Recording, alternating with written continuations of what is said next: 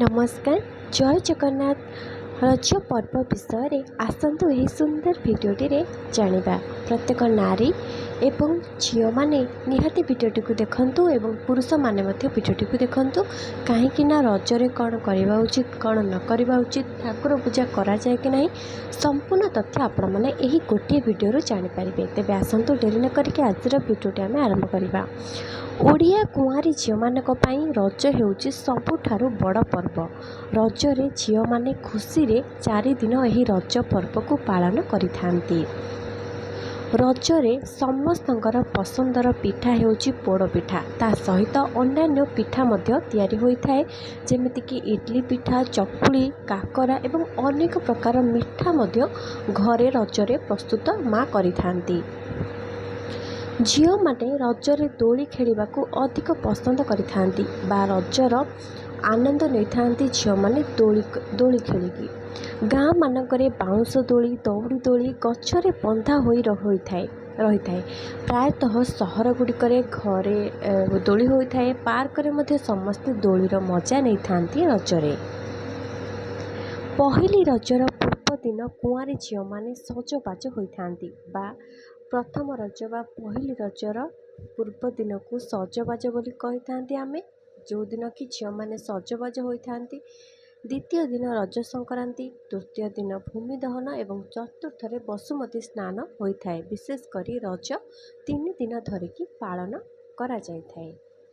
रजरे मिठा पान विभिन्न प्रकार पान तैयारी करी कुआरी झील माने खाती एवं समस्त से पान को खाइबाको दियंती। ता सहित अनेक मजा मस्ती सहित रज को सेमाने पालन करिथांती। रजरे बिलरे हल करने उचित नुहे कारण बसुमती माँ को जेमिति कष्ट न हुए एवं ता सहित ढिंकी कुटिबा शिलरे बाटिबा उचित नुहे। यह कले माटी माँ को कष्ट अनुभव होता है। से रज समय ए सबको पालन करा जाए। जो मैंने एपर्यंत भिडियोटी को देखिले जदि भिडियो किसी शिखा मिलूँ निहाती आपण मैंने भिडियो कमेंट रे जय माँ वसुधा माता बोली लिखि दियंतु एवं भिडियो को गोटे लाइक कर दियंतु। झील माने समस्ते मिसिकी रज पालती। अनेक प्रकार पिठा मिठा स्वादिष्ट खाइबा बनैकी मिसिकी रजरे सेमाने खाती आउ रजर आनंद मध्य नहीं थांती। झील माने दोली खेली थांती एवं पुओ माने ताश लुडु इत्यादि मजा नहीं थांती रजरे एवं रजरे समस्त परिवार लोक माने खुशी रे एही पर्व को पालन करिथांती। रजर एही 3 दिन घरे गाँव रे समस्त सदस्य पु आउ झील समस्ते खुशी मनरे ए सब को पालन करती आउ बेसी झील माने अधिक आनंदित होइथांती। एही रज को खास करी कुआरी झील माने ही पालन करती। ता सहित प्रथम करी बाहा होइके आसिथिबा नुआ बोहू माने पालन करिथांती। बाहागर प्रथम वर्ष जो रज पड़िबो आपण माने नुआ बोहू माने रज को पाली परिबे एवं कुआरी झील माने रज को पालिबे। रजरे जेहेतु वसुधा माता ऋतुमती होइथांती सेथिपाई झील मानकु देवींकर रूप बोली मना जाइथाए। सेथिपाई रजरे झील माने किछि भी काम करि नथांती। झील माने आ नुआ बोहू माने सजबाज होई बसी रहंती गोटे सपरे पकईकी बसी रुहंती आ किछि भी काम करंती नाही एवं पिठा खाइथांती पोड़ पिठा दोली खेली थांती ए सब से माने करिथांती। सजबाज होई पिठा पଣା खाइकी दोली खेलती एवं वसुधा माता को कष्ट न हवा पाई मध्य झील माने पादरे चप्पल न पिंधि कदली पाटिका को गोड़े उड़ेई बा पिंधिकी चलती एवं केही केही गुआर खोलापा को मध्य पादरे पिंधिकी चली थांती जेमिति वसुधा माता को कष्ट न हो। माँ बसुमती ही रज पाली थांती। आपण माने सबले मन रखंतु बसुमती ही रज पालुछंती माँ वसुधा माता। तो बसुमती स्नान दिन माँ वसुधा ही स्नान करिथांती। माँ को से दिन माँ माने स्नान करे दियंती। पुरुष माने केबे भी स्नान करेबा उचित नहीं। माँकर ए स्नान रज शेषर स्नान माने रज शेष होला स्नान हब। तो माँ हलदी पानी रे स्नान करिथांती। वयस्क महिला माने माँ को स्नान करिथांती। जदि घरे के वयस्क महिला नाहंती ताहले विवाहित नारी माने जो माने कम बयस माने विवाह होछि से माने स्नान कराउछंती। आउ वसुधा माँ को स्नान करने वर्षा होता है। आपण मैंने निजे भी अनुभव करेंगे रजरे ବସୁମତୀ ସ୍ନାନ ଦିନ ବର୍ଷା ଆରମ୍ଭ ହୋଇଥାଏ ବା ବର୍ଷାର ଆଗମନ ହୋଇଥାଏ। ବସୁମତୀ ସ୍ନାନ ଦିନ ଲୁହା, ଶିଳ ଇତ୍ୟାଦିକୁ ହଳଦୀ ପାଣିରେ ଗାଧୋଇକି ସ୍ନାନ କରିଥାନ୍ତି। ବସୁମତୀ ସ୍ନାନ ଦିନ ଅନ୍ଧାର ଥିବ ଏସବୁକୁ ସ୍ନାନ କରାଇ ପୂଜା କରିବା ଉଚିତ। ଆପଣ ଯାହା ସବୁ ପୂଜା କରିବେ, ଶିଳ, କବାଟ, ଲୁହା ଜିନିଷ, ଢିଙ୍କି, ଏସବୁକୁ ଆପଣମାନେ ଅନ୍ଧାର ଟିକେ ଥିବ ପାହାନ୍ତାରୁ ଗାଧେଇକି ସ୍ନାନ କରିକି ପୂଜା କରାଇବା ଉଚିତ। ଶେଷ ପର୍ଯ୍ୟନ୍ତ ଭିଡ଼ିଓଟିକୁ ଦେଖନ୍ତୁ। ଭିଡ଼ିଓଟି ଯଦି ଭଲ ଲାଗୁଛି ନିହାତି ଲାଇକ୍ କରନ୍ତୁ। ଶେଷରେ ଜାଣିବା ପୂଜା କରିବା ଉଚିତ ନା ନୁହେଁ, ବାସ୍ତବରେ ଏହାର କାରଣ କ'ଣ, ନିହାତି ଶେଷ ପର୍ଯ୍ୟନ୍ତ ଦେଖିଲେ ଜାଣିବେ। ବସୁମତୀ ସ୍ନାନ ଦିନ ଗୃହ ଦେବୀଙ୍କର ସ୍ନାନ କରି ମା ଲକ୍ଷ୍ମୀଙ୍କୁ ସ୍ନାନ କରାଇ କ୍ଷୀରି ଆଉ ପୁରୀ କରିକି ବିଶେଷ ଭାବରେ ପୂଜା କରିବା ଉଚିତ। ଯେମିତି ନୀତିଦିନିଆ ପୂଜା କରୁଛନ୍ତି ସେମିତି ନୁହେଁ, ବିଶେଷ ଭାବରେ ବଡ଼ ଆକାରରେ ପୂଜା କରିବା ଉଚିତ ଏବଂ ଘରେ ଚିତା ପକାଇକି କ୍ଷୀରି ପୁରୀ କରିକି ବିଶେଷ ଭାବରେ ପୂଜା କରାଯାଇଥାଏ। ରଜ ସଂକ୍ରାନ୍ତି ଦିନ ଘରେ ଦେବୀଙ୍କର ବିଶେଷ ଭାବରେ ପୂଜା କରାଯାଏ। ଦେବୀ ମା, ଗୃହ ଦେବୀ, ଲକ୍ଷ୍ମୀ ମା, ମଙ୍ଗଳା ମା, ଯାହା ବି ଆପଣଙ୍କ ଘରେ ଦେବୀ ଅଛନ୍ତି ତାଙ୍କର ପୂଜା କରାଯାଏ। ମା ଲକ୍ଷ୍ମୀଙ୍କର ପସନ୍ଦର ଦିନ ହେଉଛି ସଂକ୍ରାନ୍ତିର ତିଥି। ସଂକ୍ରାନ୍ତି ତିଥି ସବୁ ଦେବୀଙ୍କର ଅଧିକ ପସନ୍ଦର ଦିନ, ତ ରଜ ସଂକ୍ରାନ୍ତି ଦିନ ଭଲରେ ବିଶେଷ ଭାବରେ ପୂଜା କରିବା ଉଚିତ। ରଜରେ ପୂଜା କରିବା ଉଚିତ କି ନୁହେଁ, ଭିଡ଼ିଓଟି ଦେଖି ସାରିବା ପରେ ନିଶ୍ଚିନ୍ତ ହୋଇଯିବେ। ତ ଶେଷ ଯାଏଁ ଦେଖନ୍ତୁ ସାଙ୍ଗମାନେ ଭିଡ଼ିଓଟିକୁ। ରଜରେ ଅନେକ ଲୋକ ଠାକୁର ପୂଜା କରିଥାନ୍ତି ଏବଂ ଅନେକ ଲୋକ ପୂଜା ବନ୍ଦ କରିଦେଇଥାନ୍ତି। ଏଠାରେ ଦୁଇ ପ୍ରକାରର ଲୋକଙ୍କର ମତ ଦେଖିବାକୁ ମିଳିଥାଏ। ବାସ୍ତବରେ ପୂଜା କରିବା ଉଚିତ କି ନୁହେଁ, ଆପଣମାନେ ଶେଷ ପର୍ଯ୍ୟନ୍ତ ଭିଡ଼ିଓଟିକୁ ଦେଖିଲେ ଜାଣିବେ। ଶ୍ରୀମନ୍ଦିରର ପୂଜା ନୀତିକାନ୍ତି ହିସାବରେ ଆମେ ସବୁ ପର୍ବପର୍ବାଣି ପାଳନ କରିଥାନ୍ତି। ଶ୍ରୀମନ୍ଦିରରେ ଯେତେବେଳେ ଯାହା ବି ପୂଜା ହୁଏ, ଚିତା ଲାଗି ଅମାବାସ୍ୟା ହେଉ, ଯାହା ବି ଏମିତି ଅନେକ ପୂଜା ଅଛି, ରୀତିକାନ୍ତି ଅଛି, ଆମେ ତାକୁ ନେଇକି କରିଥାଉ।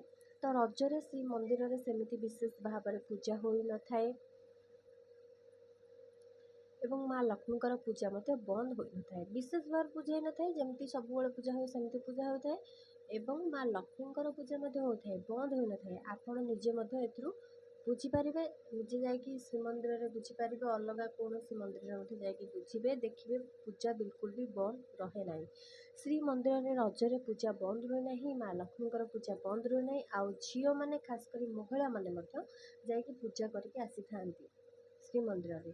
ଓଡ଼ିଶାରେ କୌଣସି ବି ଦେବୀ ମନ୍ଦିର ରଜ ପର୍ବରେ ବନ୍ଦ ରୁହେ ନାହିଁ। ଆପଣ ନିଜେ ବୁଝନ୍ତୁ, ଯାଇକି ଆପଣଙ୍କର ଗ୍ରାମ ଦେବୀ ମନ୍ଦିର ଯେଉଁଠି ଅଛି ସେଇଠି ଯାଇକି ବୁଝନ୍ତୁ, ଦେଖିବେ ପୂଜା ହେଉଛି। ଆପଣଙ୍କର ଗାଁ ପାଖରେ ଥିବା ଦେବୀ ମନ୍ଦିର କିମ୍ବା ଗ୍ରାମ ଦେବୀଙ୍କର ପୂଜା ମଧ୍ୟ ବନ୍ଦ ହୋଇନଥାଏ। ଆପଣ ଦେବୀ ମନ୍ଦିରକୁ ଭୋଗ ନେଇକି ନିଜେ ଯାଆନ୍ତୁ।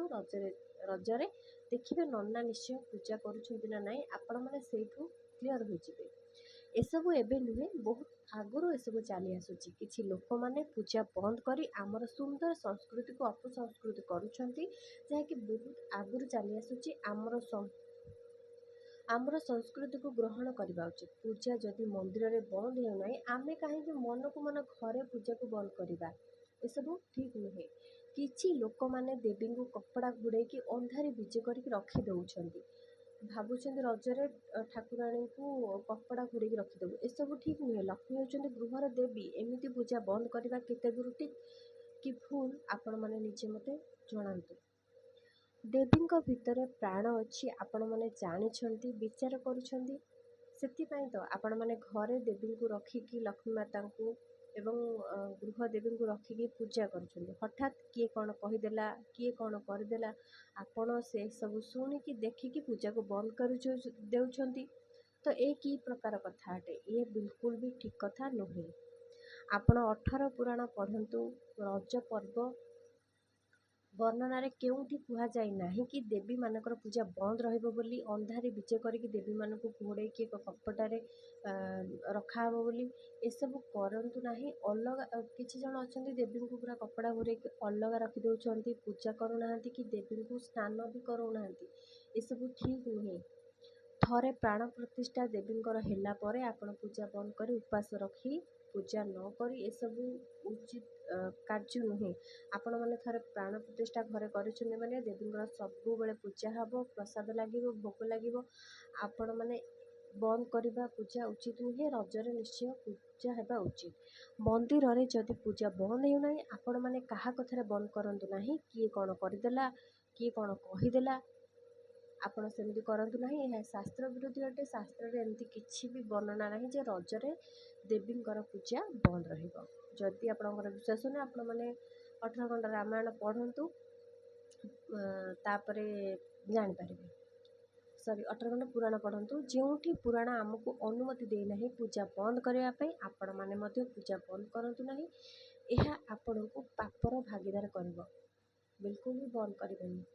ଆଶା କରୁଛି ଭିଡ଼ିଓଟି ଆପଣମାନଙ୍କୁ ଭଲ ଲାଗିଥିବ। ରଜକୁ ନେଇ ଆପଣଙ୍କ ମନରେ ଯାହା ସବୁ ଗୋଳେଇ ଘାଣ୍ଟି ହେଉଥିଲା, ଯାହା ବି କିଛି କୋଶ୍ଚିନ୍ ରହିଥିଲା, ସେସବୁ ଡାଉଟ୍ ପୂରଣ ହେଇଥିବ। ରଜରେ ଝିଅମାନେ ବା ନାରୀମାନେ କିଏ କିଏ ରଜ ପାଳନ୍ତି ଏବଂ କ'ଣ ସବୁ କରନ୍ତି ନାହିଁ, କାହିଁକି କରନ୍ତି ନାହିଁ, କେତେ ଦିନ ରଜ ପାଳନ କରାଯାଏ, ଘରେ ପୂଜା ହେବା ଉଚିତ କି ନୁହେଁ, ଏସବୁ ବିଷୟରେ ଆପଣମାନଙ୍କର ନିଶ୍ଚୟ ଡାଉଟ୍ କ୍ଲିଅର୍ ହୋଇଯାଇଥିବ। ଯେଉଁମାନଙ୍କର ଡାଉଟ୍ କ୍ଲିଅର୍ ହୋଇଗଲା, ଆଉ କିଛି ଶିଖିବାକୁ ପାଇଲେ, ନିଶ୍ଚିନ୍ତ କମେଣ୍ଟରେ ଜୟ ମା ବସୁଧା ମାତା ବୋଲି ଥରୁଟିଏ ଲେଖିଦିଅନ୍ତୁ ଏବଂ ଭିଡ଼ିଓକୁ ଲାଇକ୍ କରନ୍ତୁ, ସେୟାର କରନ୍ତୁ ଏବଂ ଏମିତି ଶିକ୍ଷଣୀୟ ଭିଡ଼ିଓ ପାଇବା ପାଇଁ ହେଲେ ଭିଡ଼ିଓକୁ ଶୁଭ ମୋଟିଭେସନାଲ୍ ୟୁଟ୍ୟୁବ୍ ଚ୍ୟାନେଲକୁ ସବସ୍କ୍ରାଇବ୍ କରିଦିଅନ୍ତୁ, ଭିଡ଼ିଓକୁ ଲାଇକ୍ କରନ୍ତୁ।